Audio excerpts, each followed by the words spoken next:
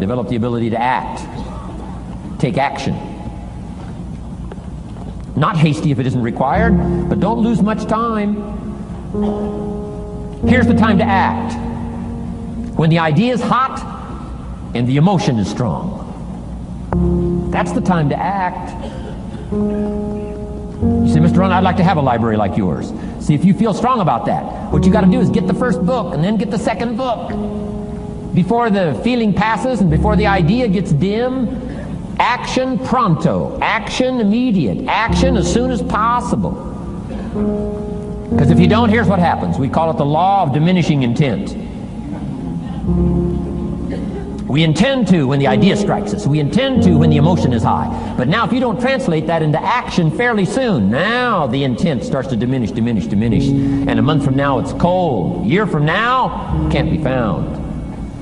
So act. Set up a discipline when the emotions are high and the idea is strong and clear and powerful. That's the time to set up the discipline. Somebody talks about good health and you're stirred. Says, right, I need to get a book on nutrition. Get the book before the idea passes and before the emotion gets cold. Go for the book. Start the library. Start the process. Fall on the floor. Do some push-ups. Action. Got to take action. Otherwise, the wisdom is wasted. Otherwise, the emotion soon passes.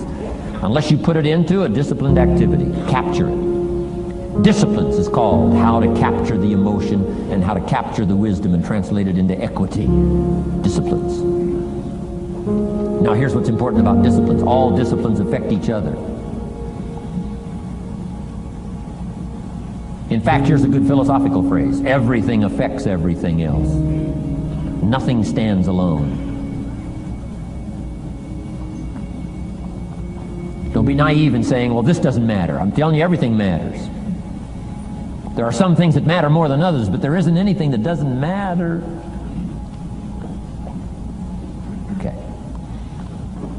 We all pity the man who says, well, this is the only place I let down.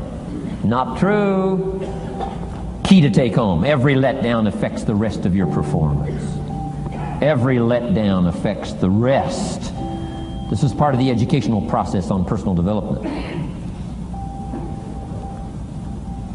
If you don't take the walk around the block, you probably won't do the apple a day. If you don't do the apple a day, you probably won't start building your library. If you don't build your library, you probably won't keep a journal, and you won't take pictures, and then you won't do this, you won't do wise things with your money, won't do wise things with your time, won't do wise things with your possibilities and relationships, and the first thing you know, 6 years of that accumulated, and we say you have messed up. So the whole key to reversing that process now is to start picking up these disciplines. Now here's the positive side. Every new discipline affects the rest of your disciplines. Every new one affects the rest. That's why action is so important. The least action, the smallest action. Take it. Because when you start accomplishing and the value starts to return from that one action, it'll inspire you to do the next one and the next one and the next one. You start walking around the block, it'll inspire you to get an apple. Get an apple, it'll inspire you to get a book. Get a book, it'll inspire you to get a journal. Get a journal, it'll inspire you to grow, develop some skills. All disciplines affect each other. Every lack affects the rest. Every new affects the rest. The key is to diminish the lack and set up the new. And you've started a whole new life process. Key. Also, one more thought on discipline. Here's the greatest value of discipline. Self-worth. Self-esteem. People are teaching self-esteem these days, but they don't connect it to disciplines. The least lack of discipline, and it starts to erode our psyche. One of the greatest temptations is to just ease up a little bit, right? The slightest lack of doing your best starts to erode the psyche. Instead of doing your best, doing just a little less than your best. Sure enough, you say, well, it's just going to affect my sales. No, it's going to affect your consciousness. It's going to affect your philosophy. Now you've begun in the slightest way to affect your own philosophy. Here's the problem with the least neglect. Neglect starts as an infection. And if you don't take care of it, it becomes a disease. And one neglect leads to another. And the worst of all, when neglect starts, it diminishes our self-worth, our self-confidence, our self-value. You say, well, how can I get back my self-respect? I'm telling you, you don't have to go to 29 classes. All you have to do is start the smallest discipline that now corresponds to your own philosophy, like I should, and I could, and I will. No longer will I let neglect stack up on me so that I will have the sorry scenario 6 years from now, giving some excuse instead of celebrating my progress. That's the key to discipline. Okay? Let's get kids involved in the least of disciplines. One more, and then one more, and then another one, and then another one, and then some more. And the first thing you know, you're starting to weave the tapestry of a disciplined life into which you can pour more wisdom and more attitude and more strong feeling, more faith and more courage. Now you've got something, a vessel in which to put it, and now the equities start to flow. And the early return, I'm telling you, if you'll start this process, the early return will have you so excited you'll commit yourself to this strategy for the rest of your life. You'll never go back to the old ways. Join a new crowd, join a new group. The disciplines to do, take action. I recommended the last time I was here the little book, Richest Man in Babylon, and I said I've lectured now to over 3 million people in the last 33 years, and I've recommended this little book to almost all of them, I think. Guess how many have actually gone and got this little book? Answer, very few. My best guess is 10%. Such an easy thing to do. In that last seminar, right, I suggested this little book, number one, is easy to find. Number two, it's easy to buy. The most you can pay for it, $6, $7, $8. You can borrow that from your kids. And number three, it's easy to read. It's in story form. That's why I use it for teenagers, teaching them how to be rich by 40, 35 if you're extra bright, much sooner if you find a unique opportunity. But if it's easy to find and easy to buy, and if it's easy to read, why wouldn't everybody go get it? We don't know. What do you know? You don't know. I don't know. Nobody knows. Here's how profound it is. Some do and some don't. Now here's the numbers. About 10% do.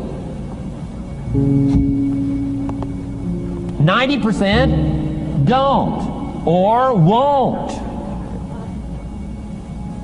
And we don't know the mystery of that. And I'm telling you, 10 years from now, those numbers will still be the same. 10% will, 90% won't. The numbers don't change. Only the faces change. You're looking at one of the faces. I used to belong to the 90% who couldn't be bothered even if it was easy. Guess how many people have a library card? Wisdom of the world available. Transform your life in any value amount you want. By the way, how much is a library card in Texas? Free. Here's what free is. Easy. I mean, it can't be any easier than free. Somebody says, well, would you bring it by? Well, no. At least you got to go get it. No.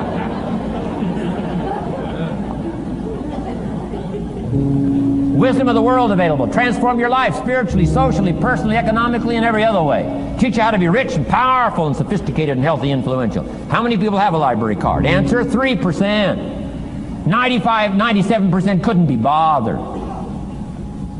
Guy specializes in happy hour, but he doesn't have a card. And now readily and quickly blames the government and blames his company and blames policy and blames the pay scale. When if he only knew, if he joined the 3%, here's my advice to you today. Walk away from the 97%. Don't talk like they talk. Don't act like they act. Don't go where they go. Don't specialize in what they specialize in. Throw away the blame list they cling to. Start you a new life. You say, well, is it as simple as getting a library card and join the 3%? And the answer is, of course. Of course. That's how easy this stuff is. This is so easy. It's so simple. It's not complex. You don't need a 2,000-year-old guru. You don't need multi-track affirmations. I'm telling you, don't. Affirmation without discipline is the beginning of delusion. Key. Don't let somebody sweep you into some contrary way to nature itself says, unless you labor. The miracle of the seed and the soil and the seasons and God and all the other stuff that's available, sunshine and rain, that's not available to you by affirmation. It is only available to you by labor. So labor well. Okay. Learn well. Discipline yourself well. And you can have all the treasures you want. This stuff's easy and simple. It's not ocean waves and seagulls. You don't have to move to Sedona, where all the force fields come together in Arizona.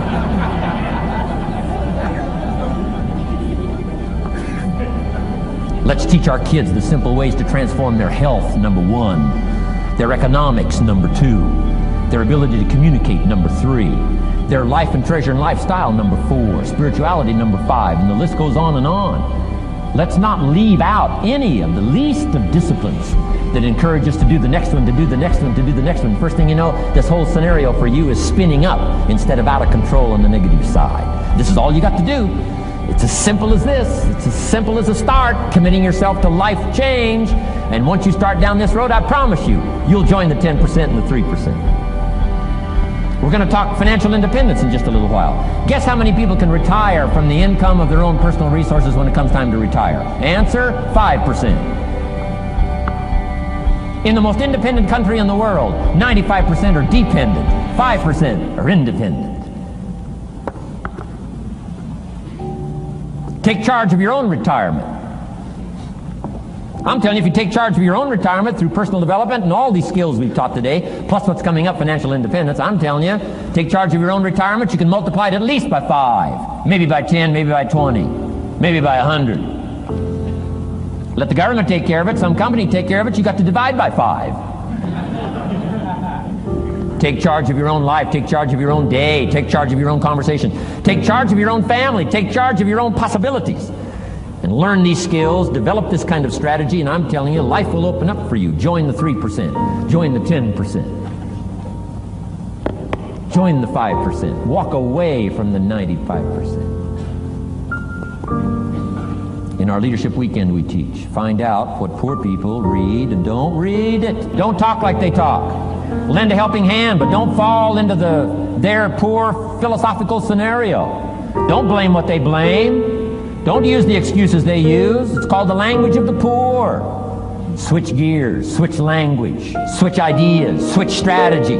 Start with the simplest of disciplines. And don't bemean any of these disciplines. The smallest of disciplines starts the process of life change. And if you'll invest in this thing called discipline, you can have whatever you wish. It's called the beginning of a miracle. And now here's the last clue on discipline. Do the best you can. We covered earlier, but here's a good scenario for the do the best you can. I've got a good question for you. Is the best you can do all you can do? And the answer is no. Strangely enough. If we all fell on the floor right now and did as many push-ups as we possibly could, and let's say for some reason you haven't been into push-ups lately, I can't imagine why, but let's say the best you can do is 5. And you look up at the rest of us and say, hey, 5 is the best I can do. We can tell by the look on your face that's probably true. 5 is the best you can do. Now, is 5 all you can do? The answer is no. If you rest a little, you can do 5 more. Wow. And if you rest a little, you can do 5 more. And if you rest a little, you can do 15 more. How did we get from 5 to 15? It's a miracle.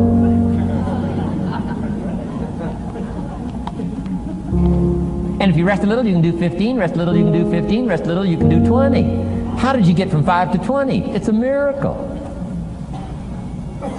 Did you know you can keep doing that? Do a little more, rest a little, do a little more, rest a little, and finally get up to 50 push-ups? Is it possible to get up to 50 push-ups? Of course. How do you go from 5 to 50? It's a miracle. How do you get a miracle going? Number 1, do what you can. Don't leave out what you can, from writing a letter to your mother in Florida. Start cleaning it all up. 2, doing the push-ups. Go from 5 to 50. It's a miracle. Number 1, do what you can. Number 2, do the best you can. Here's number 3, rest very little.